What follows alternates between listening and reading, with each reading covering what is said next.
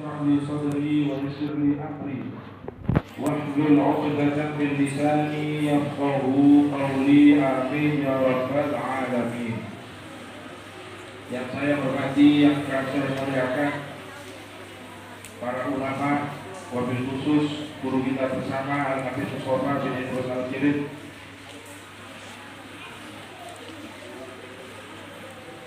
kemudian seluruh jajaran takmir.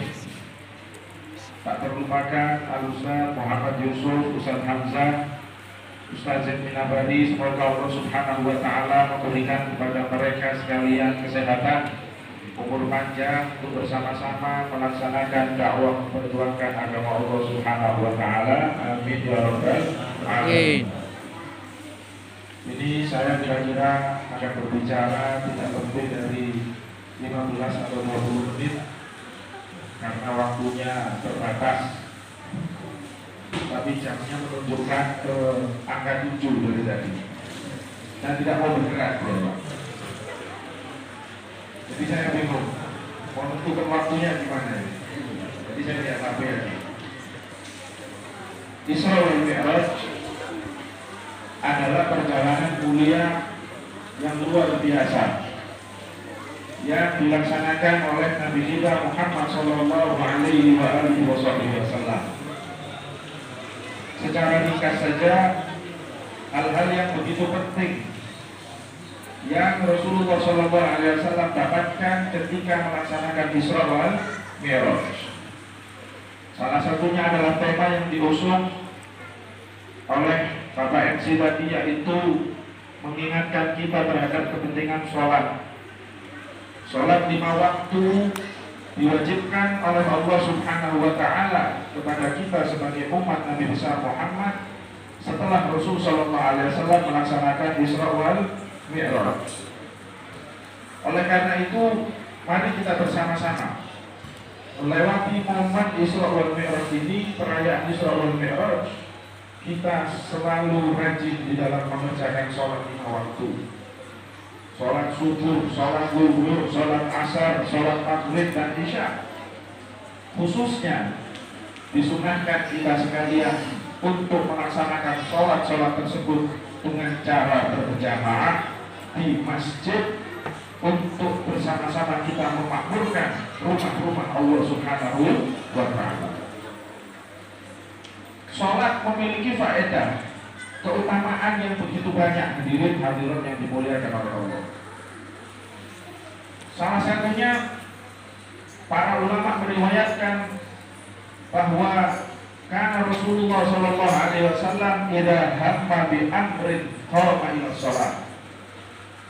Dahulu Nabi Muhammad sallallahu alaihi wasallam apabila memikirkan atau menginginkan sesuatu, menginginkan keberhasilan di dalam suatu hal, maka beliau berdiri untuk melaksanakan sholat, memperbanyak sholat menghadap Allah Subhanahu wa Ta'ala, meminta pemberian anugerah dari Allah Subhanahu wa Ta'ala dengan wasilah sholat.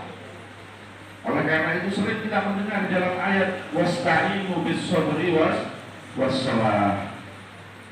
Mintalah tolong, mintalah bantuan kepada Allah Subhanahu wa Ta'ala dengan segala urusan yang ada, dengan perantara sholat menghadap kepada Allah Subhanahu wa Ta'ala. Jadi seorang mukmin itu diajarkan untuk meminta apapun ketika dia menginginkan apapun, sukses di dalam pekerjaannya, berhasil di dalam pendidikannya, atau apapun, untuk meminta hal-hal tersebut ketika sholat, ketika menghadap Allah Subhanahu wa Ta'ala. Bukan Pak, sebagian orang kalau kepingin bisnisnya lancar, dagangnya beruntung, memiliki keuntungan yang banyak, dia tidak memperbanyak sholat, tapi dia beli batu. Kata si penjual, ini batu keluar dari pohon, bisa mendatangkan keuntungan. Ibu-ibu mungkin kalau ada yang buka warung, kepingin laris, kepingin banyak pembelinya, sholat yang banyak, bukan malah beli alat goreng yang mahal. Oh ini kalau dibuat goreng masakan, Masya Allah, nanti orang akan kesini lagi dan seterusnya. Rasul Shallallahu Alaihi Wasallam memberikan contoh idza hamma bi amrin qama ila shalah. Dahulu Rasul Shallallahu Alaihi Wasallam apabila beliau menginginkan sesuatu, memikirkan sesuatu, maka langsung beliau mengambil air wudhu, sholat menghadap Allah Subhanahu Wa Taala. Dengan wasilah sholat tersebut beliau meminta pemberian dari Allah Subhanahu Wa Taala. Khususnya sholat 5 waktu dilakukan, dikerjakan secara berjamaah di masjid. Kata Rasul Shallallahu Alaihi Wasallam, sholatul jamaati tafdulu sholatul fardhi bisa wa ishrina darajatan. Sholat yang dikerjakan dalam keadaan berjamaah dengan cara berjamaah, maka itu lebih mulia, lebih banyak pahalanya di mata Allah Subhanahu Wa Taala, 20 kali lipat lebih banyak dari sholat yang dikerjakan dengan sendiri. Oleh karena itu tidak ada satupun sholat 5 waktu yang dikerjakan oleh Rasulullah Shallallahu Alaihi Wasallam semasa hidup beliau kecuali beliau kerjakan secara berjamaah di masjid, karena menghidupkan, memakmurkan masjid Allah Subhanahu Wa Taala adalah tanda-tanda keimanan seorang mukmin kepada Allah dan hari akhir. Rasulullah SAW ketika beliau di akhir hayat dalam keadaan sakit pun tidak pernah meninggalkan sholat jamaah di masjid. Bahkan ketika beliau tidak sanggup berjalan, beliau dibawa oleh kedua sahabat beliau untuk menjalankan sholat berjamaah di Masjid An-Nabawi. Oleh karena itu, marilah melewati momen yang luar biasa ini. Isra wal Mi'raj adalah momen yang mengingatkan kita untuk kita selalu rajin dan semangat di dalam menghidupkan masjid kita ini dengan sholat berjamaah. Amin ya rabbal alamin. Saya punya guru cerita, kadang orang itu sebagian tempat itu hanya memperhatikan bangunan fisik masjid, akan tetapi kurang memperhatikan bagaimana hidup dan makmurnya masjid tersebut dengan sholat berjamaah. Guru saya pernah bercerita pengalaman beliau ketika beliau safar bepergian di Jawa. Beliau melewati satu masjid yang sangat besar di daerah Surabaya. Kemudian ketika itu sudah mendekati waktu subuh, sehingga saking kepinginnya beliau untuk sholat berjamaah di masjid, sholat subuh, beliau cepat-cepat keluar dari mobil, kemudian masuk ke kamar mandi untuk mengambil air wudhu.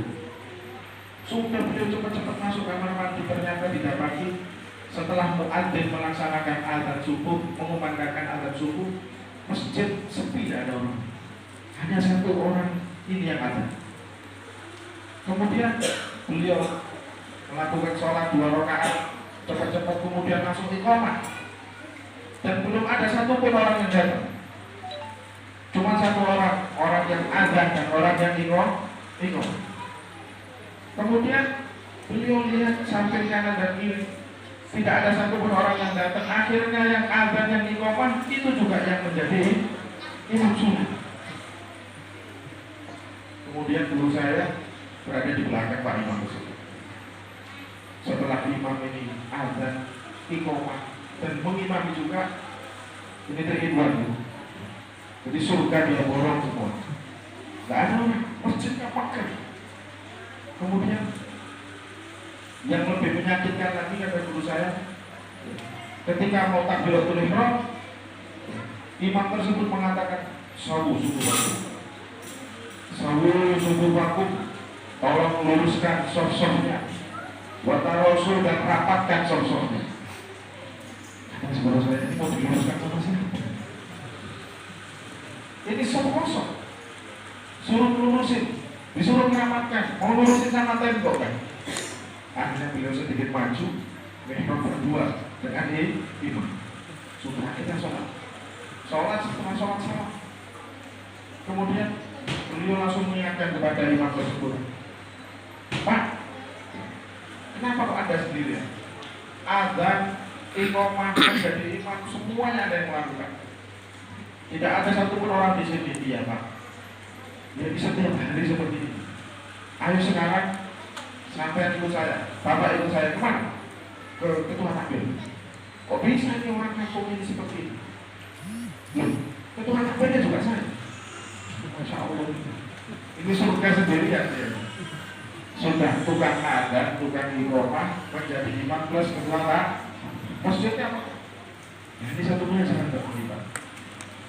Orang yang menghidupkan masjid-masjid Allah Subhanahu wa Ta'ala dengan sholat berjamaah dan mengajak, mendakwahkan, mensyiarkan sholat berjamaah di masjid-masjid ini, maka dia adalah orang yang pandai mengambil hikmah dari perjalanan Isra wal Mi'raj. Orang yang terbesar, kalau Mi'rajnya Rasulullah sampai naik ke langit pertama, kedua, ketiga, dan seterusnya, bertemu dengan Allah Subhanahu wa Ta'ala, bercakap-cakap, mendapatkan kewajiban sholat, itu adalah Mi'rajnya Rasulullah. Kata para ulama, maka Mi'rajnya seorang yang beriman kepada Allah adalah melaksanakan sholat 5 waktu. Semoga kita sekalian dijadikan oleh Allah Subhanahu wa Ta'ala orang-orang yang ahli di dalam istiqomah menjalankan sholat 5 waktu berjamaah, menghidupkan dan memakmurkan masjid. Amin ya rabbal alamin. Kemudian yang kedua, salah satu dari hikmah pelajaran Isra wal Mi'rajnya baginda Muhammad sallallahu alaihi wasallam ketika beliau sudah naik di atas buruk didampingi oleh malaikat Jibril, beliau mengatakan, saya berjalan melewati sekelompok orang yazra'una zira'an, yang mana mereka itu menanam di sawah, di kebun, kemudian tumbuh-tumbuhan dan langsung keluar buah dipanen. Ketika dipanen langsung keluar buah lagi dan dipanen lagi, keluar buah lagi secara langsung dipanen. Terus seperti itu. Rasulullah SAW bertanya, ya Jibril, man haula? Wahai Jibril, mereka ini siapa? Tanam pohon, keluar buah dipanen, langsung keluar buah lagi dipanen lagi, dan terus seperti itu, tidak berhenti dia memanen buah tersebut. Kalau kemudian Jibril mengatakan, wahai Rasulullah, ketahuilah itu orang adalah orang yang ahli di dalam sedekah, ahli di dalam bersedekah, di jalan kebaikan, di jalan Allah Subhanahu wa Ta'ala, ahli bersedekah, memperhatikan kebutuhan orang-orang yang lemah di sekitarnya. Sesungguhnya apa yang mereka sedekahkan akan dilipat gandakan oleh Allah Subhanahu wa Ta'ala. Ini adalah salah satu hikmah atau pelajaran dari Isra dan Mi'rajnya Nabi Muhammad sallallahu alaihi wasallam. Dahulu diceritakan para sahabat Nabi sallallahu alaihi wasallam adalah orang-orang yang benar-benar perhatian dengan kebutuhan orang-orang yang lemah di sekitarnya. Mereka benar-benar menggunakan harta yang mereka miliki untuk membantu syiar agama Allah, untuk membantu syiar Islam, untuk menghidupkan dan menyebarkan dakwah agama Islam. Sehingga di antara mereka ada yang menjadikan setengah bahkan dari seluruh hartanya untuk sabilillah, untuk di jalan Allah Subhanahu wa Ta'ala. Ada yang bahkan seluruh dari hartanya seperti Sayyidina Abu Bakar Siddiq, menginfakkan, mensedekahkan seluruh hartanya untuk membantu dakwahnya Rasulullah sallallahu alaihi wasallam. Ini ada masjid, otomatis membutuhkan bantuan dana dari orang-orang yang ada di sekitar. Mari kita untuk selalu menghidupkan masjid ini, memakmurkan dengan sedekah kita, amal jariah kita. Ketika manusia mati, kata Rasulullah SAW, "Idza mata ibnu Adam inqata'a amaluhu illa min salat." Ketika seorang manusia mati, maka seluruh pahala ibadahnya akan terputus kecuali 3. Salah satunya adalah sedekah jariyah, adalah sedekah amal jariyah yang dia keluarkan, yang dia infakkan semasa hidup di dunia. Ketika orang itu masuk liang lahat, maka apa yang dia sedekahkan akan terus mengalir pahalanya sampai datangnya hari dia. Memperhatikan orang-orang yang membutuhkan, mengeluarkan zakat pada waktunya, sedekah baik berupa harta ataupun berupa makanan, kata para ulama. Dahulu para sahabat, masya Allah, Sayyidina Ali bin Abi Thalib karramallahu wajhah, suatu saat beliau ketika berpuasa, dirinya dimuliakan oleh Allah, istri beliau Sayyidatuna Fatimah radhiyallahu anha ketika mau buka puasa, tidak tersisa satupun makanan di dapur mereka. Hanya beberapa porsi makanan yang digunakan untuk cukup berbuka 2 orang ini. Kemudian datang seorang anak yatim, mengetuk pintunya dan mengatakan, saya adalah seorang yatim, saya tidak memiliki harta, sudah tidak makan selama beberapa waktu, saya sedang lapar. Kemudian diambil makanan yang di dapur, dikeluarkan kepada anak yatim tersebut, sehingga mereka hanya berbuka beberapa biji kurma dan air putih saja. Kemudian di hari berikutnya, ketika mereka menjalankan puasa, ketika mau berbuka, sudah dimasak masakan untuk berbuka, datang lagi seseorang yang mantan tawanan perang. Setelah dia dipenjara menjadi tawanan perang, dibebaskan, belum makan berhari-hari. Kemudian dia datang ke rumah Sayyidina Ali untuk meminta makanan. Kata Sayyidina Ali, apakah ada makanan di rumah, di dapur? Siti Fatimah menjawab, ada, hanya untuk kita berbuka. Kemudian diberikan makanan tersebut kepada orang yang keluar dari tawanan tadi. Kemudian yang ketiga, datang orang miskin yang tidak memiliki kebutuhan, yang tidak memiliki makanan untuk keluarganya, sehingga apa yang akan digunakan untuk berbuka tadi juga diberikan kepada orang yang miskin tersebut. 3 hari berturut-turut datang bergantian orang meminta makanan yang padahal stok makanan di rumah mereka sangat menipis. Setelah 3 hari berturut-turut datang orang untuk meminta makanan, dan mereka Sayyidina Ali dan Siti Fatimah rela hanya makan beberapa biji kurma dan air putih saja. Turun malaikat Jibril kepada Rasulullah membawa sebuah ayat. Di dalam Al-Quran Allah Subhanahu wa ta'ala mengatakan, wa yutimuna ta'ama ala hubbihi miskinan wa yatiman wa asira. Mereka ketika itu memberikan makanan kepada para miskin, para anak yatim, dan mantan tawanan. Kemudian mereka mengatakan, innama la nuridu minkum jazaan wala syukura. Sesungguhnya kami tidak mengharap dari kalian semua, wahai orang yang meminta makanan, jazaan, balasan ataupun terima kasih. Yang kami inginkan adalah innama nakhafu min rabbina yawman abusan qamtarira. Yang kami takutkan adalah ketika hari akhirat kelak, hari di mana manusia itu sangat takut, sangat gemetar, sangat cemas, sangat gelisah dengan murka Allah Subhanahu wa ta'ala. Kemudian Allah mengatakan, Tawafahumullahu syarradhalika al-yawm wa laqahum nadratan wa surura.